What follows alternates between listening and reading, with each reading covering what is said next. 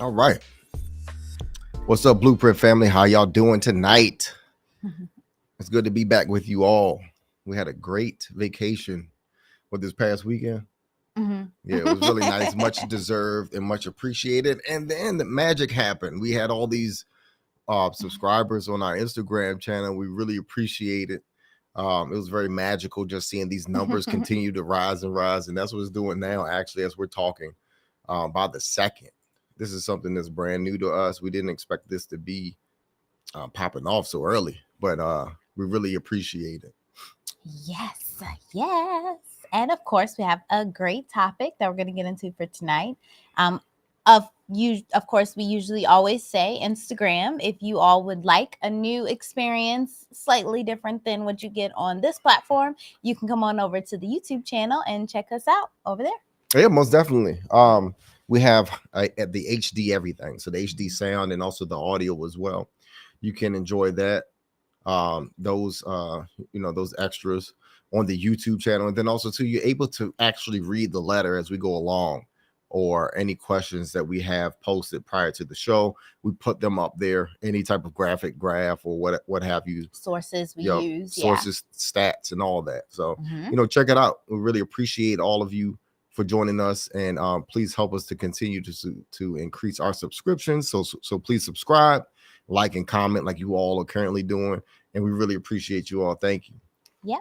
So tonight is a very good topic. It's a common topic. We seem to have talked about this a lot, but I like that as it's often asked to us, it's a unique situation that comes from it, right? So with this topic in particular, it's how to resolve conflict when you both think you're right. Mhm. So this question is this lady who's a wife now, and she's trying to figure out how to navigate conflict. So, of course, this is a great topic that is one that in particular is why I really love Wifeconomics and the whole training that it provides, and just the training in general is a huge help when it comes to conflict resolution within a relationship. And in particular, Wifeconomics really helps provide women with an early understanding of the different types of conflicts. Like, they're not all the same. So, I mean, for example, I just jotted down some thoughts as I was thinking about it, but some people have like conflicts based on differences in opinion. Some conflicts are really kind of based on personality clashes or maybe even power struggles. So it's a variety of conflicts that can occur within a relationship. And the beautiful thing about Wifeconomics is it provides this early understanding and this early, in a way, active or proactive ability to know how to navigate when these conflicts arise because of your now understanding. We have a whole week that we dedicate to this, and it's what we call our troubleshooting week. In particular, in this week, we focus solely on practicing a wide variety of approaches that really help you to reach resolutions, because ultimately that's what's most important. And the best way to learn any conflict resolution skill is to really put it into practice. That's the only way that you actively gain that wisdom to be able to apply it whenever it just, pops up, because we know it's a natural part of life. So it's going to pop up. So Wifeconomics in particular just really is an excellent tool to be able to offer a safe environment and an opportunity to practice these skills that you learn in a safe and supportive environment again. But you want to get into the letter? Yeah, let's go ahead. Okay. So we're going to pull this up on the screen. Let's see. All right.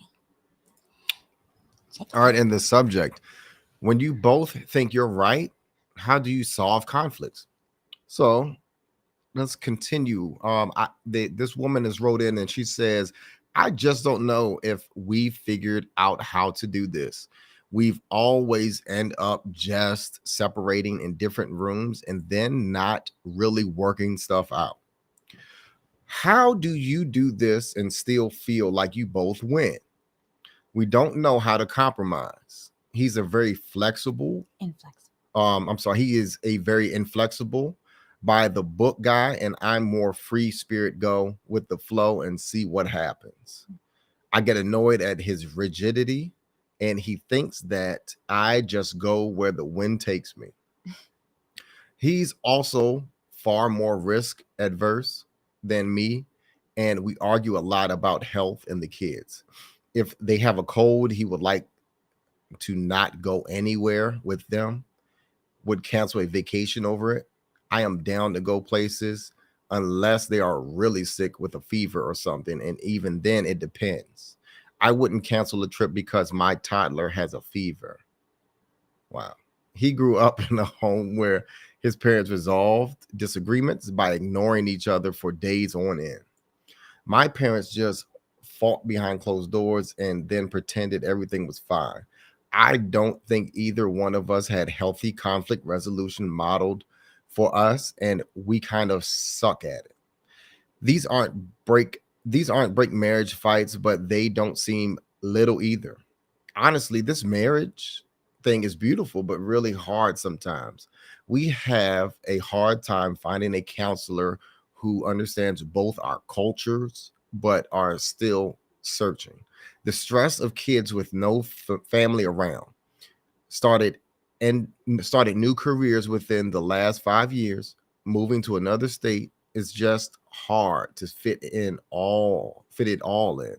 We are 5 years in, and I would say we are doing pretty good with room for improvement. We both contribute. Any advice?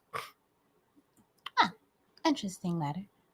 I like the detail. And of course, that really helps when, trying to figure out what's going on. As always, when it comes to writing letters like this, in order to really get like the best advice, it would be great if you all would just call in and we do it, or book a consultation if you want it more private. But definitely being able to have these conversations in person are certainly easier, to Right. break Yeah. down. It's always best if you all can go ahead and book that consultation with us, because we will be able to provide great detail with additional background from you all.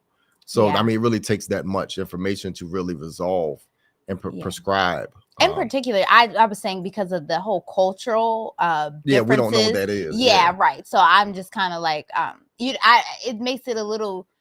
I will have to be very general, and that's again why this would be a great topic for anybody, because I have to be very general with this advice because I don't know the cultural aspects, but for the most part, it will definitely apply to all Mm-hmm. relationships. So I guess we can go ahead and break this on down.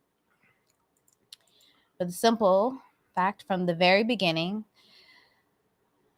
they just end up separating and going into different rooms. So they're Right. saying they haven't figured it out, and so they just end up separating and then going into different rooms. Yeah. So And then not really working on stuff. we're looking through this letter for red flags or things that are concerning. Well, yeah, and really how to, in a way, come to a common understanding of that in Mm-hmm. particular, because conflict is normal, and there's bound to be some moments of tension in all relationships. But I think it's important to understand that if you are constantly having conflict or seeking out drama in some sort of way, then it is very possible that you may be addicted to conflict. And believe it or not, that may sound so weird, right? Like, addicted to conflict. Why the heck would I be addicted? But believe it or not, the brain actually produces, in a way, chemicals. Well, not in a way, but exactly chemicals in particular, like adrenaline and cortisol. So when you're naturally going and you're having these conflicts, these hormones in a way give a temporary sense of excitement or euphoria, and that feeling can Or fatigue. or fatigue, yeah, based on, I guess, how you take it in, and you get you take on those adrenaline and the cortisol. Either way, your brain can become quite conditioned to crave this feeling, especially because of the excitement that you may get from it. And out of that, you may naturally seek out conflict or drama in order to feel it again. So this is very important to understand. Just kind of, I always think about this when it comes in terms of conflict and whether or not this is actually something that is being created based off of patterns, especially if it's past traumas connected to it, patterns of behaviors, or maybe even like the addictive chemicals of endorphins, that the natural painkiller relief that it gives from it too. Right. So what we're saying here is that naturally, some people are addicted to drama and conflict, like my wife is saying. So, that is a thing. There that is something that needs to be, addressed. Yeah. A lot of people say that. A lot of people refuse to believe this, but this is something that is true and common. Yes.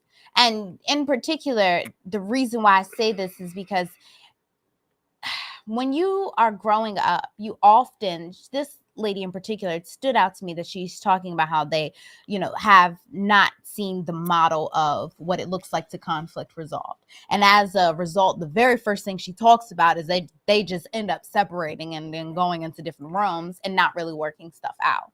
So ultimately, sometimes, well, more often than not, your childhood core beliefs and what you have adopted as being acceptable behaviors of resolving conflict are how you go about doing things in your adult life. So in particular, if this is something that for some people it was trauma based and it continued to happen, that addictive chemical within the brain can take place and you often would run away.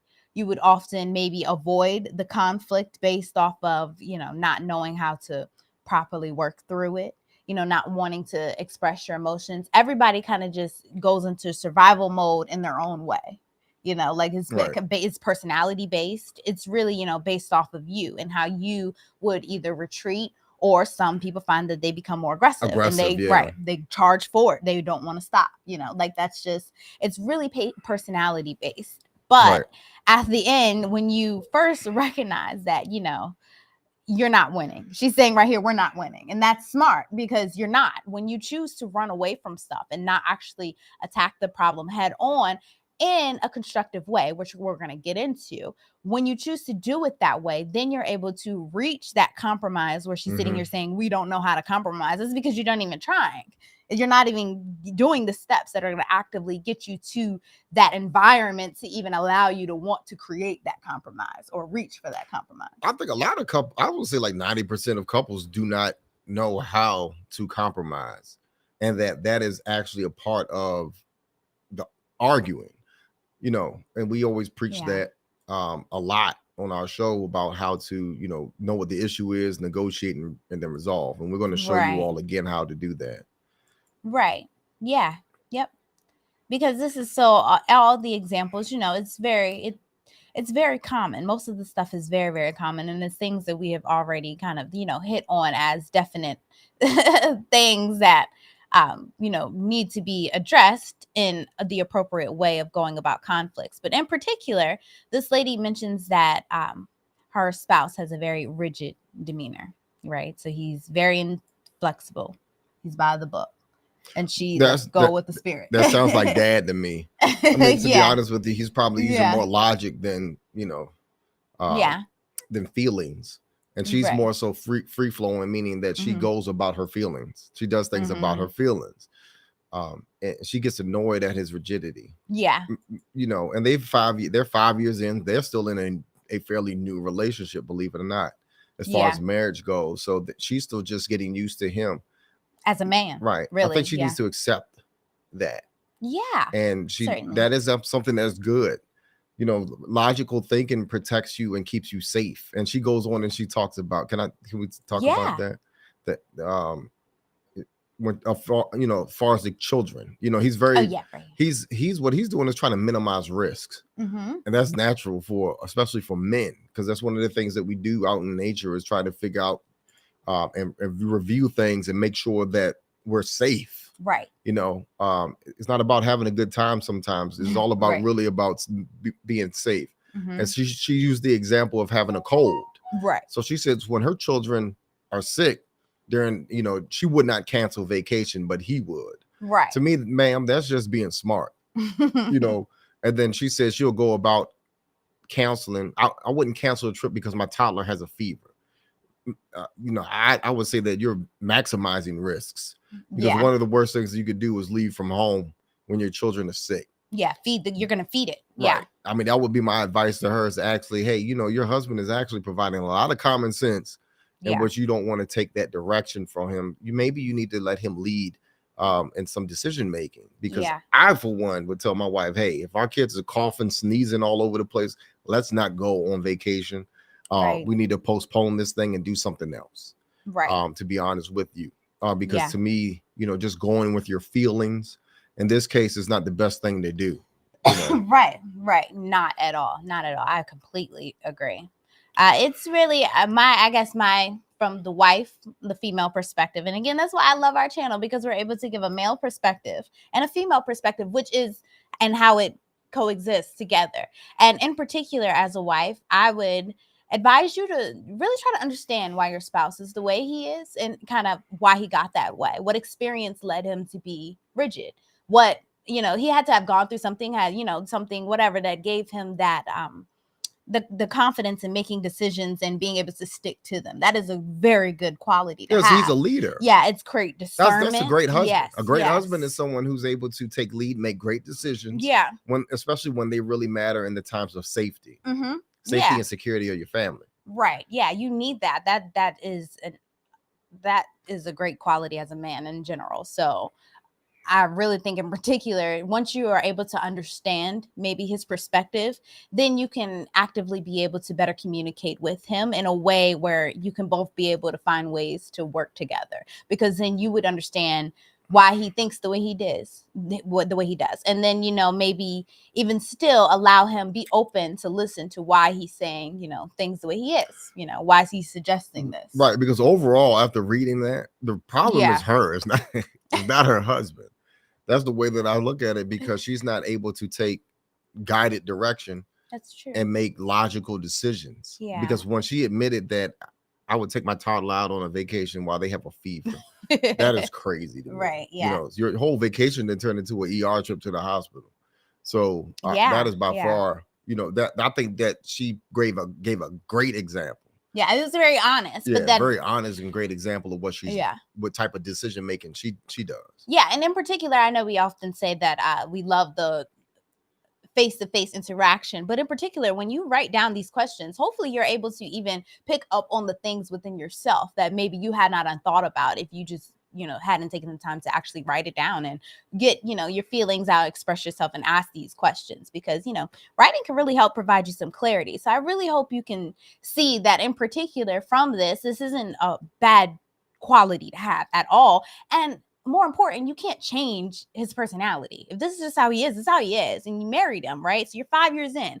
The only thing you can change is how you react to his behavior. And that is honestly the most important thing that you can think to do. And the only way that you can really change that, your own behavior, is to seek to then understand.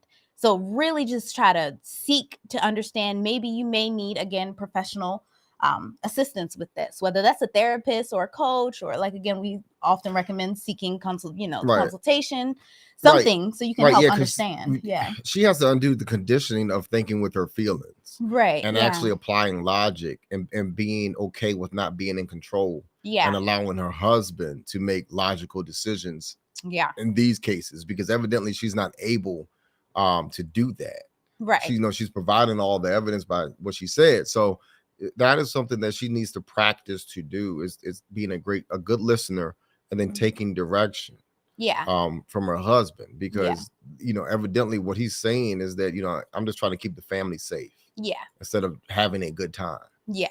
And I love that you have acknowledged, again, that's one great aspect of all of this, is the acknowledgement of the fact that this is something that you all haven't seen, haven't worked on, haven't tried. So that's great, because you got a lot of things that you can do. That's right. One and we're perspective give you some of it. Tips about how to certainly resolve these conflicts when you think you both can't agree. Yeah, and the steps. Yeah, because you're right. These aren't make or break. She says, these aren't make or break fights, and they really aren't. And honestly, So the main thing that you have to remember is how you cope and get through these little fights and build up the skills will really help prepare you for those big ones when they do come along, because then you would have had the practice actively applying it. Again, that's why Wifeconomics is such a big, great tool for our community, because it offers the safe environment to actively apply these skills through role playing, discussions. We actively do activities, because this practice is really going to help you to have understanding Right. and just really be able to seek to be strategic and look and understand conflicts and the many different types of conflicts that exist in the broader picture of it in particular, and then actively work towards problem solving. So yeah, that's pretty much Yep. up with this letter for the most part. I Yep. think we can head on into what you think. Yes, let's move forward. Okay, cool. So we're going to close this on out. And let's head on into what are some great tips. Yeah. It's, again, for the Instagram viewers, if you can go ahead and check out our YouTube site, we have the letter and the information up.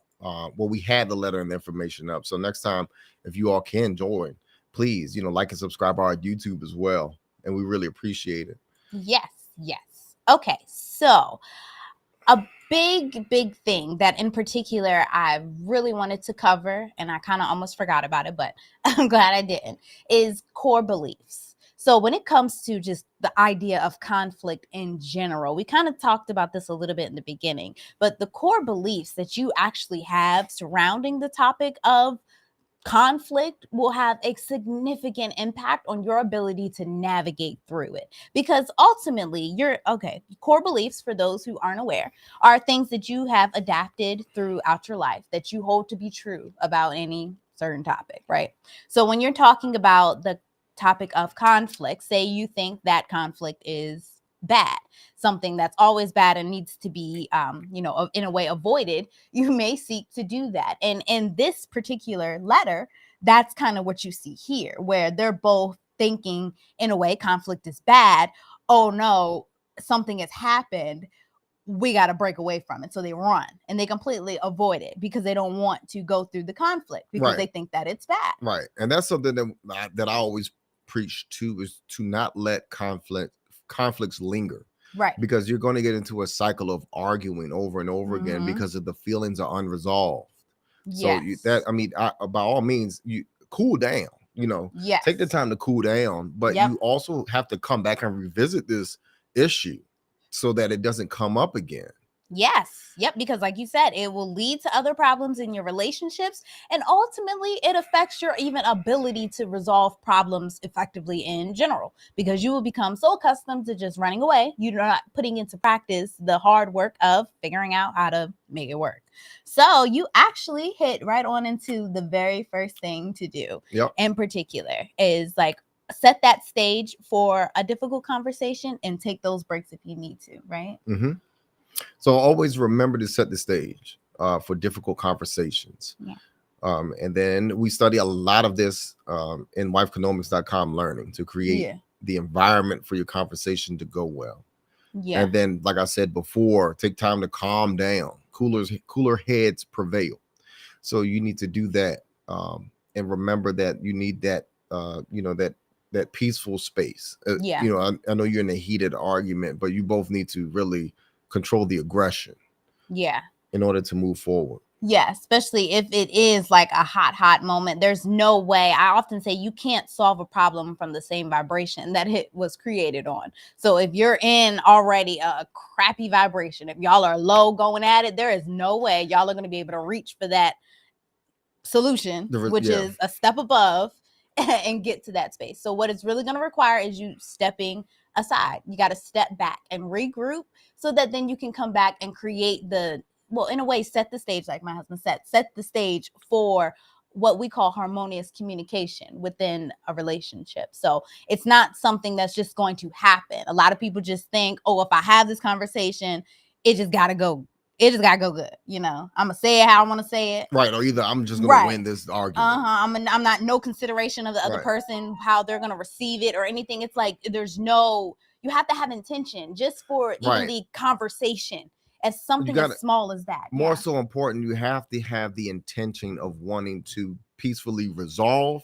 Yeah. You want to be able to first, reconcile the issue. Right. Have the intention first to state what the issue is, state how your feelings are also as well. You don't want to ignore your feelings and make sure that your spouse understand those. Right. So you want to make sure that you reconcile your feelings, the issue, and then also to negotiate. Have the intention to want to work together to resolve the conflict. Yeah, you actively have to have that, because even if you don't have that, if you don't feel good enough if you're still thinking about it, it ain't gonna get there, right? Right, exactly. The thought of it has to be there. The intention of wanting to resolve the conflict instead of winning an argument has to be there. Resolving the conflict, like we said, will pay off multiple times than trying to win an argument. Right. Yeah. Over and over again. Because that's what winning arguments do. They create more arguments later that you both are trying to win. Yeah. Yeah. And that only creates more issues. So right. Yeah, and even stepping back too allows you to be more rational, right? So you're not in that hot-headed space where you're less likely to say things that you'll regret, and you're going to regret it. So please take your breaks if you need it, especially when it's the heat of the moment, things have gone wrong. Take that time out. Right. We have a word, something, whatever you need to recognize and get your spouse to know, like, hey, I need this. I need a moment. Like, I'm getting mad. I need a moment. Like, be able to get to that point to where you can verbalize that, and the other spouse, make sure that you're able to respect that and understand that boundary, right? If that spouse is saying, hey, I'm going to say something and I feel like I'm going to regret, I don't want to keep going with this conversation. Let's take a break. Don't keep hammering and trying to go at it, because it's not, respecting that spouse. Just in the same way, like, you want the conversation to be done. We get that. But you really have to just make sure that you're allowing for it to be done in a safe and peaceful way. Yeah, and also in a mature manner as well. Right. Yeah. Yeah. Also to as I digress. Instagram viewers and also YouTube viewers, if you all have any questions, comments, or concerns at any time, please feel free to interrupt and type text. You can also send us anonymous emails on the wifeconomics.com/submit-a-question page. And we are also available to have video calls with you as well, live on the show. If you want to be a participant, we encourage it. Yep. And we really appreciate it. So we're going to continue. Yep. So these tips. Of course, once you know what the problem, once you know that you are able to calm down, you are then able to identify what the actual problem is, because you guys aren't the problem. You don't want to say that, oh, my spouse is the problem or I am the problem. Instead, you want to find out what the actual problem issue is. Yeah, the real issue, and recognize and identify that, so that then you're able to work on, a solution, because that's the only way you can do that. Yep. So for instance, this lady, and she came up with the question of her children being sick, and then her husband wants to cancel vacation and she does not. In that instance, that the problem is that first, the children are sick, they have a fever, and two, they've probably already booked a vacation. Yeah. And she wants to go on vacation, and maybe they all want to go on vacation. Right. And they can't go now. Right. Maybe. So that is the issue that they need to resolve. The issue isn't, you always do this. You're always saying this. We can't do something, and I want to do this, and I want to have it my way. Yeah. That is not the issue. Right. That is not the issue, whether you all believe that or not. Generalizations are not the issue. They only create more problems and arguments along the way. Or personality traits, per se, unless it's the hardcore abusive ones. We're not talking about that. Don't go to the extreme. But in the sense of, like, being rigid per se isn't the issue. She would say that you're always rigid and always sticking to the rules or whatever the case may be. That isn't the problem. That ain't the issue. Yeah. That ain't the problem. Right. That's just her trying to win an argument by stating what you are and what she is and what she ain't.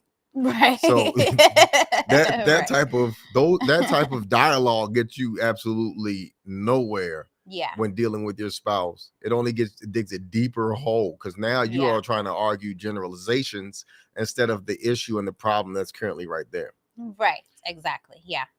Yep. And in particular, once you then are able to find that problem, you can work on that solution by first listening to each other's perspectives. So that's exactly what, in particular, with this whole vacation problem that's up, right? It was an easy one to use. So here you're now offering the opportunity to really listen to each other's perspective on what's going on. And this really means trying to understand. So not trying to formulate a response to what they're saying in your head while you're talking. That's not listening. Active listening, really paying attention to them, maybe paying attention to body language. Like all of that stuff is huge when it comes to trying to actively communicate and resolve an issue. You have to really understand the people's perspective. And more importantly, pay attention to the facts. Yeah. You know, if the child has a fever, you yourself have to use rationality. You have to use logic. You know, could this child possibly get sicker if you go on this vacation? Due to the weather? Is it, you know, especially if the weather is, you know, rainy or wet or whatever. Yeah. Or not only that, you know, you have to, the man has to let his wife know that, you know, if this child is sick, then we're going to have to come back home anyway. If he gets sicker, you know, or either stay in the ER, which is going to cost an additional, you know, even more money than just a vacation visit. Right. You know, and then don't let that be out of your you know, out of your insurance. And you know, that don't let that hospital be outside of the care of your insurance, because that's going to be even more expensive. Yeah. As well. So yeah, that is so true. You know, sometimes you're just going to have to skip those vacations, and then, you know, you can rebook it, or, you know, maybe they can go on a smaller location. So that is something that they can reconcile and not reconcile, but negotiate to do and compromise and resolve. Yep. So that is so true. Number 5, assume best intent. So that doesn't mean ignoring your feelings, but try to see the situation through their perspective. Like I was saying, so like I said before, avoid generalizations. You know, like I said before, this is the part that people get hung up on when they argue. They always want to name call and say what this person always doing and what they always not doing. Yeah. But avoid all of that. Like I said, pay attention to the facts and what's going on. Yeah. Because that is the part that you all really need to start discussing. Yep. Yeah, I mean, that's so true, because when you assume the best intent, you are allowing yourself to see that it's not your partner wanting to cancel the vacation because he don't want you to go on this vacation. Like, you know, he don't give a freak about your feelings. Like, it's not that. It's not that. It's not that at all. And when you go into it with the idea of, oh, he don't care about my feelings, he don't never care about my feelings, he's so rigid, he don't ever want to change. All of that gives you that perspective, and you're not, it kind of in a way clouds your judgment, so where you're not really able to see what you want to zoom in, so that you're not really able to see, you know, the other person, your spouse's perspective at all. So I always forget, what was it? That and plus. There we go. All right, we're gonna zoom in. Let's see, we got a Instagram comment. This topic is very helpful. It has given me some perspective to consider when I deal with conflict in my relationship. Yep. Yeah. Yep, shouts out to you. Yep. Shouts out to Soul Nation 804. Thank you. Yeah, that's thank you for the comment. Oh, cancel. Sorry. That's so true. Like, that's really why we do this, for offering, you know, some advice and some solutions to really help us move forward and building stronger relationships and stronger communities ultimately. So thank you. We're glad you're getting something from this, because that is our intent, right? When we go into this. So the next bullet point. So number 6. So understand the rhythm of difficult conversations. Yeah. So understand that that rhythm needs to be exceedingly slow. Yeah. And it needs to be that way to adequately allow for each other to each of you to think and express yourselves. So you may need to take deep breaths as you speak. Yeah, that's super, super important. Right. I think about that, like, for me in particular, sometimes when in the heat of a moment, I like to take the moment to breathe and kind of go through the thoughts that are popping in my head, and whether or not this is something I genuinely want to say, or am I just real mad right now? And that really just offers the opportunity to make sure that I'm not making things worse, or, you know, putting things, you know, in a bad position when it really doesn't have to be. You know, it's just have those thoughts. If you have some thoughts that pop in your head, I often try to like laugh them off, you know. and kind of, like I wouldn't say that. I don't. Well, I Just mean, that no, yes, discernment, yeah. having that discernment I mean, is super important. Right. Yeah. I mean, the best thing you really can do in that time is really breathe. Yeah. And an example Yeah. of that, you're saying that I feel or either I think, Mm-hmm. and then you take a deep breath. That when this happened, and then you take another deep breath. It made me feel this way. Yeah. So, Yeah. I mean, realistically, you really do have to calm down. Yeah. It may seem exaggerated, but that's like real. Right. Yeah. I mean, that really is what helps you. Yeah. Especially if you've already thought you calmed down, because even when you come back and you try to talk about the issue, not about each other, talk about the issue, you're still going to be upset, feel some type of way. Yeah. And the best thing, you really want to resolve these conflicts and issues right after you had your first cool down. Yeah. You really don't want to wait too long. You don't want to wait days and days, because you both are at odds against each other for days and days. So you don't, that doesn't feel well. That doesn't feel good. Don't like to feel walking on eggshells. It doesn't. It really don't doesn't. Feel good. Yeah. And just know, like, it may seem exaggerated, but we're serious. These conversations need to go slow. And that's something that I really think we need to emphasize again. What we mean by that, it has to go slow. Don't expect to just get all your words and your feelings right away and just like go through it, especially if it's a real serious conflict. It's not going to take minutes. It may take an hour or two. And allocate that time. Like, give yourself that time. And in full devotion, clear and present communication, eye contact, and all.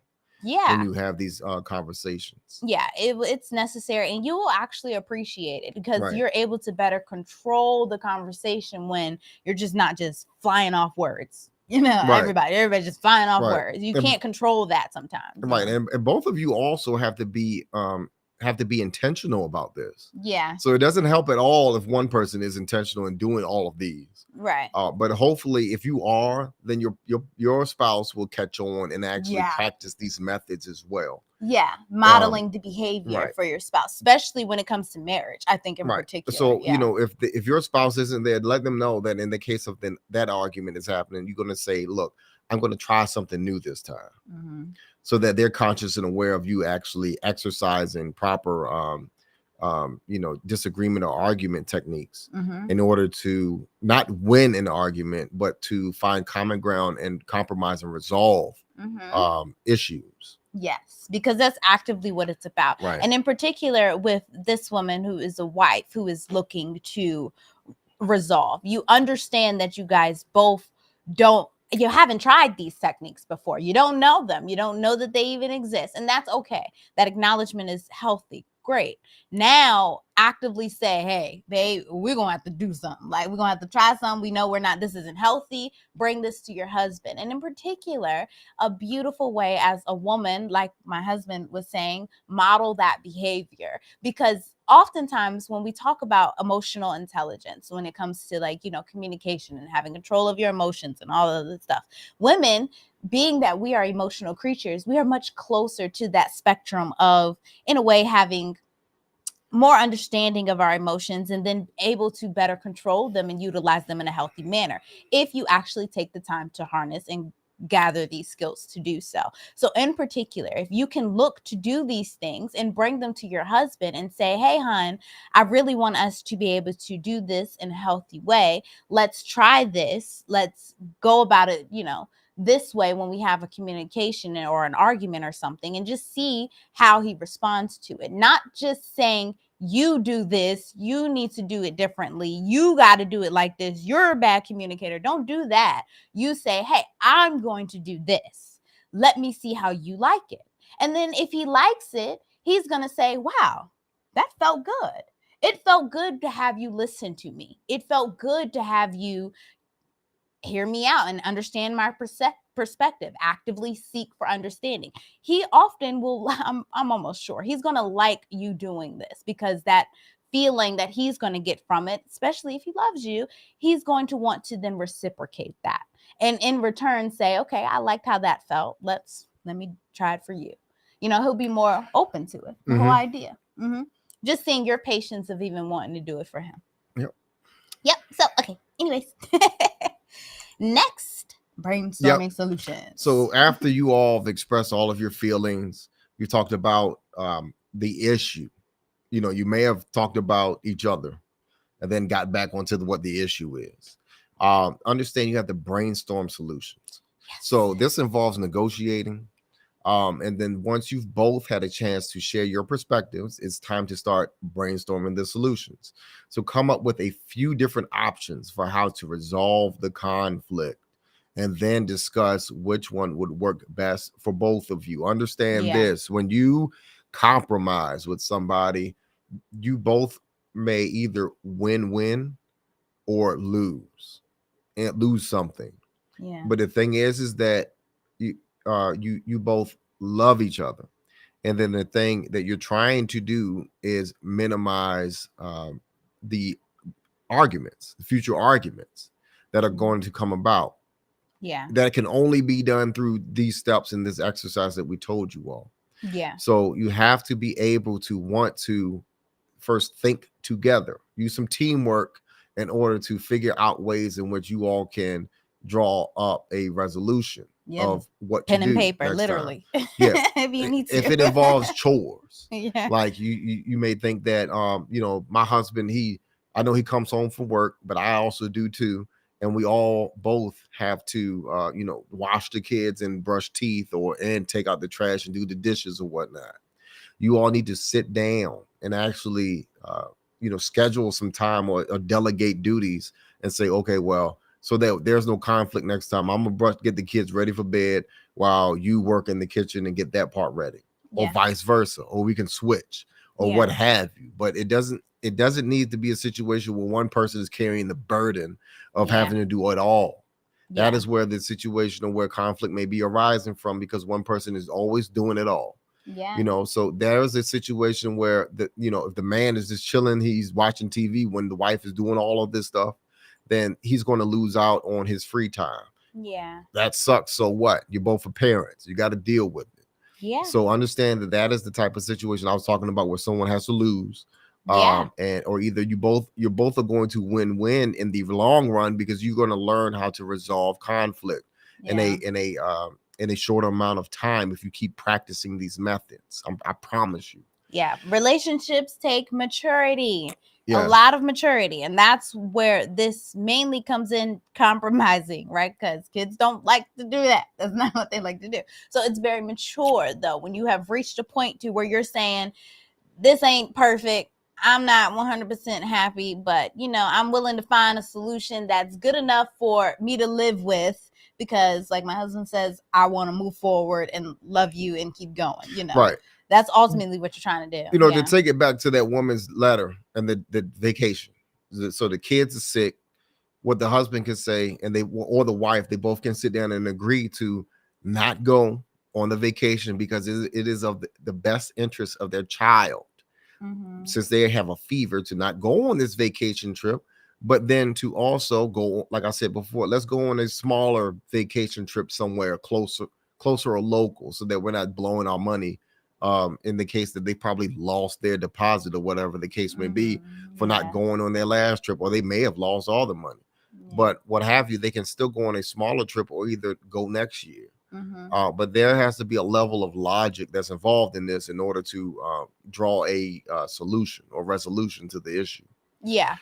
And don't, again, be afraid to really sit down and write this down, weigh out the pros and the cons, the things that you can do, and figure out, in a way, be able to verbalize what you need from a neutral perspective. So just, saying how you feel about what's going on and how you think that it would help you get, what you need to move forward. And then your spouse say the same thing, what they think they need to move forward, and then figure out some common ground to where y'all can both pick and choose from what y'all need to, reach some sort of compromise, because that's ultimately what you're trying to do. There's really no other way to go about it. It's so many different conflicts that may arise. Sometimes one spouse is gonna win.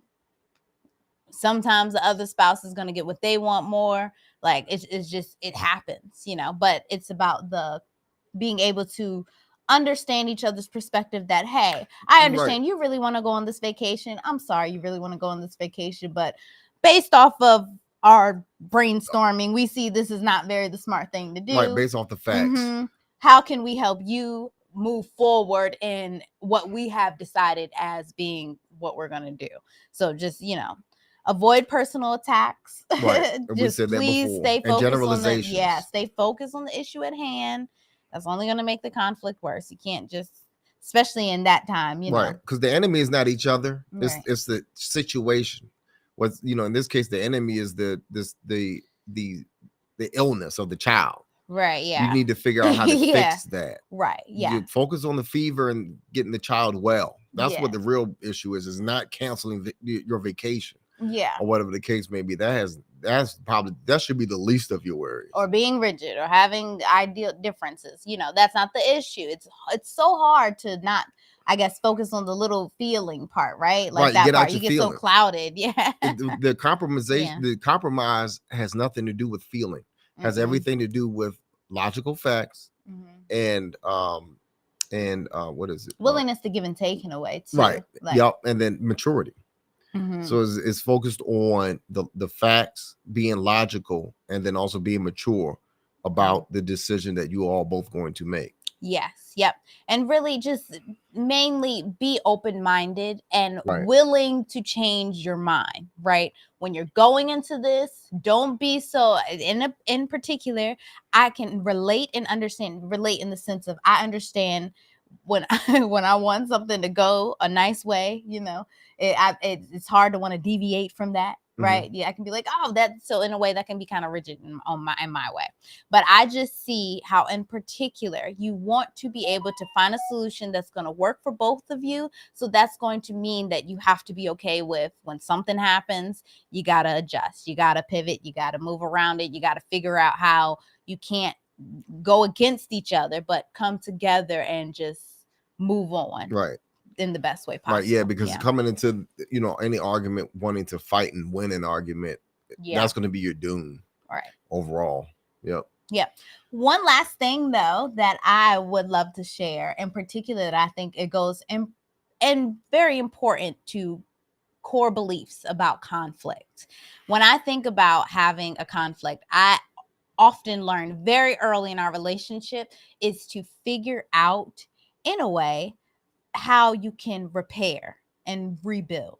Focus more so on that versus the conflict at hand. And in particular, I came across a great study that was published in the Journal for Personal Relationships. It's not too old, but in 2019, they had a team of researchers from the University of California, Berkeley, and the University of Illinois at Urbana-Champaign.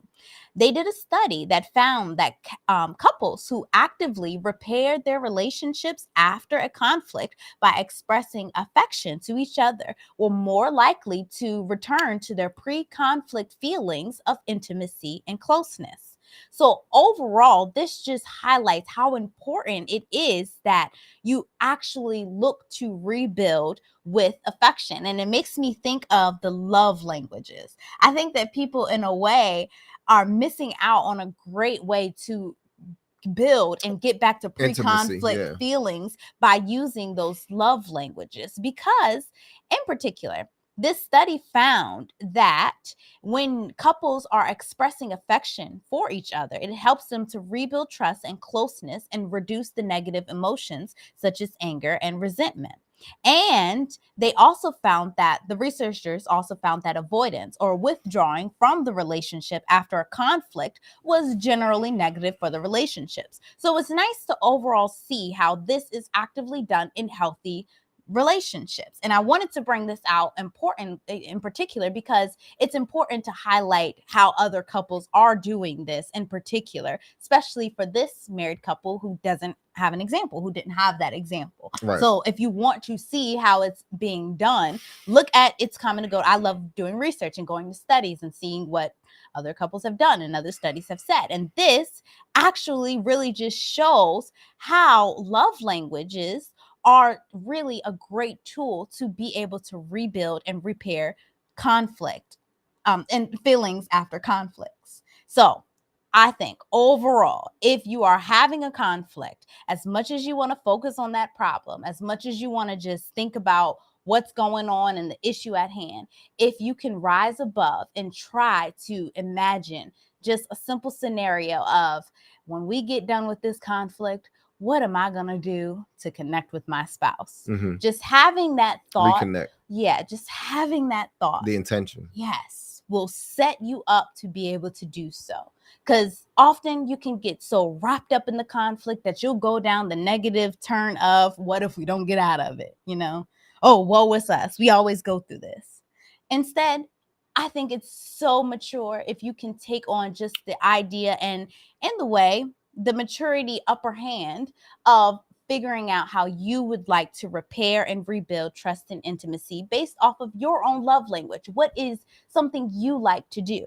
Whether that's physical touch, so doing things like holding hands. This study found that physical touch, doing things like holding hands, hugging and kissing and cuddling, was a great way to communicate love and affection and soothe hurt feelings in a relationship. So this may sound silly, but that's a great way to go back over and connect with your spouse after you've had that conflict.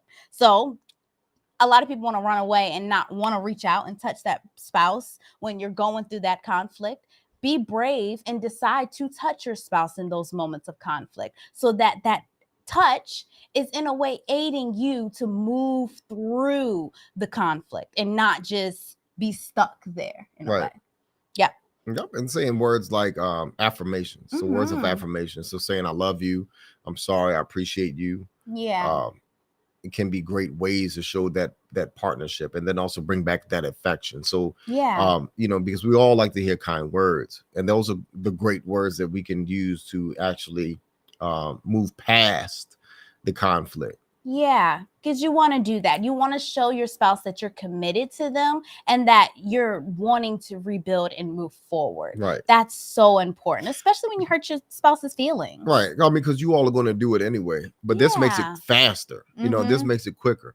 With how they have like makeup sex Yeah. or whatnot. So that's Yeah. another form of intimacy, and that's the reason why that is a thing. Is to Yeah. help bring that back. But Yeah. not everyone always wants to have makeup sex after an Yeah. argument. But you can do other acts of services, right? Right. So like what? Doing something nice for your partner. Like I love that you always bring my favorite candy or something Mhm. like that. Like that's always something cute. It's small, and he's literally been doing it since we've been in college. So it's something that just builds up. And I know when he brings me that candy, he's like, I'm sorry, boo. Like, of course he'll say the words too, but it's just that added note of, hey, this is something that I can know that he's showing me. I'm ready to move forward. I don't want to linger on this. That's super important, to lighten the mood and not let you guys just dwell in the negative space, because it really does. It's not productive to what you're overall trying to do. So Right, and that goes into gift giving. Mhm. So giving your partner a small gift, such as flowers, Yeah. a piece of jewelry, or a book, Mhm. or maybe candy, Yeah. or a massage, Mhm. or a bubble bath, something.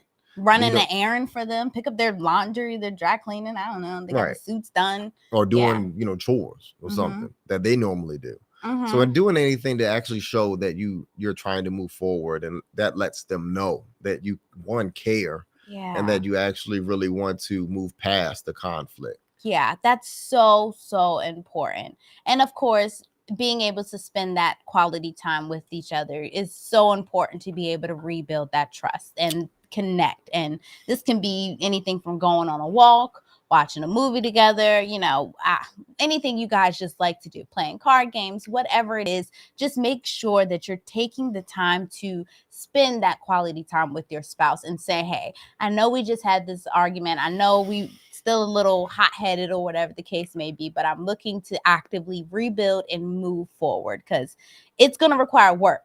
No relationship just stays in a great space without you doing anything. That's literally nothing.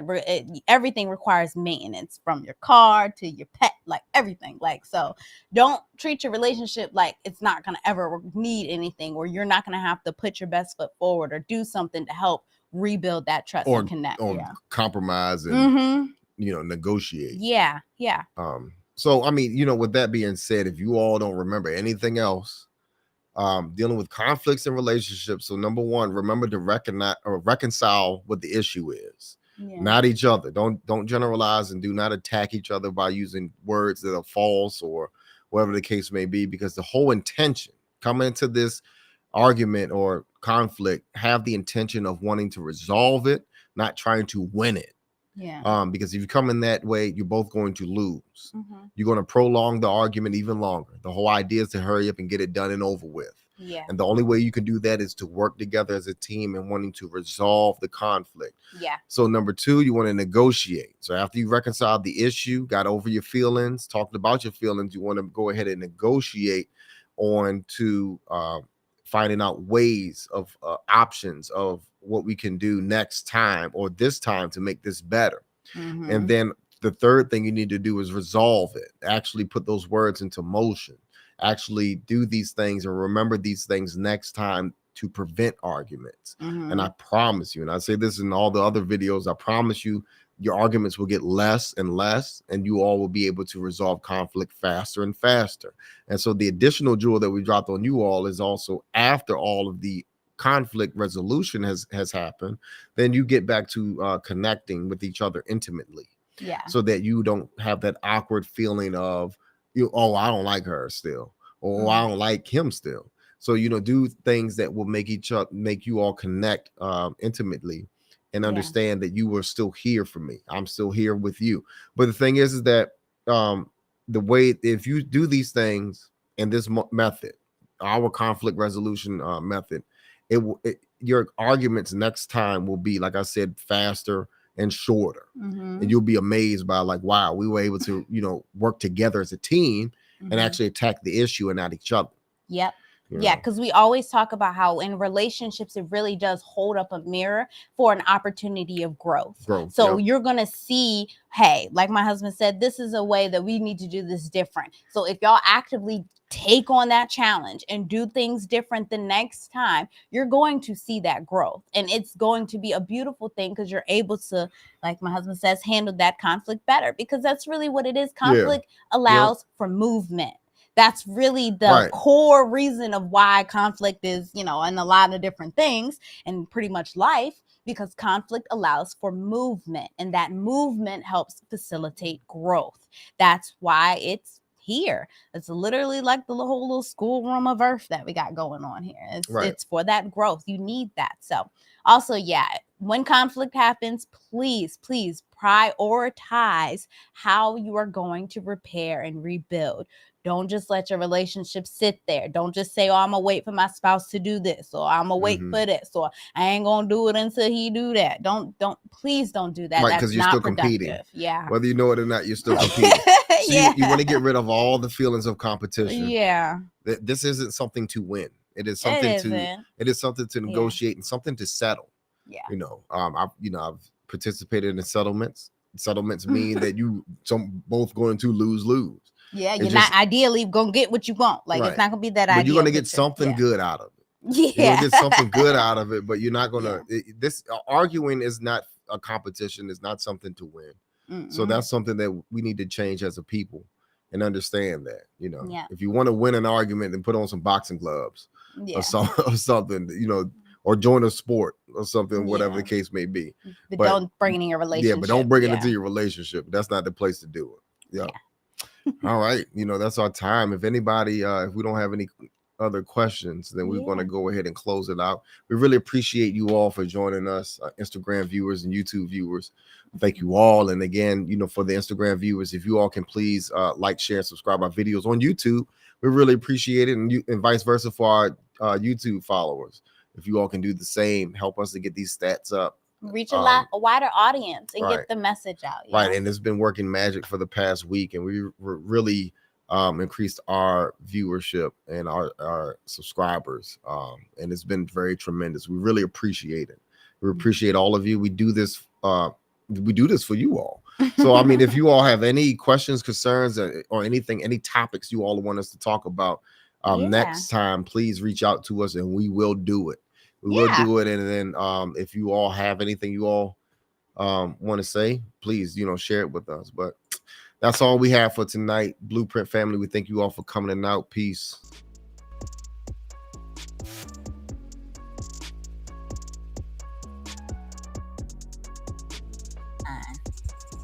Always about conflict, though.